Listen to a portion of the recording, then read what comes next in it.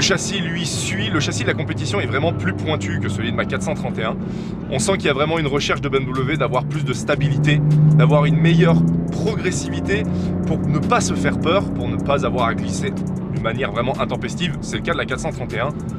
Ici, on est sur quelque chose de vraiment équilibré. BMW a su vraiment rendre la BMW M4 vivable et surtout bolidable à un point où vraiment je ne pensais pas qu'il y avait une si grande différence avec la 431. Et pourtant, au niveau des suspensions, ce ne sont que des ressorts. C'est juste que la voiture est rabaissée. Il n'y a pas un vrai travail sur les suspensions, ce n'est pas des nouvelles suspensions, il n'y a pas un retarrage. On a juste des ressorts plus courts. Ce qui veut dire que la voiture est plus basse et mieux assise. C'est fou, c'est fou. Tout passe au sol.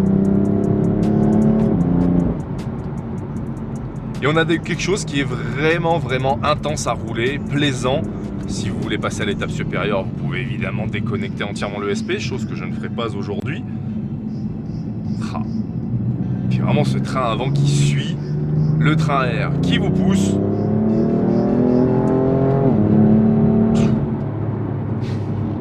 Le tout avec du son, puisque la voiture n'a pas de FAB, ce n'est pas une phase 2.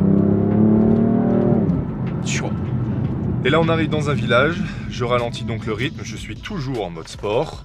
Et là, on a ce côté un peu bipolaire de la voiture, confortable, discrète, sobre. Je ne fais pas de vagues, peu de gens me regardent, très bien.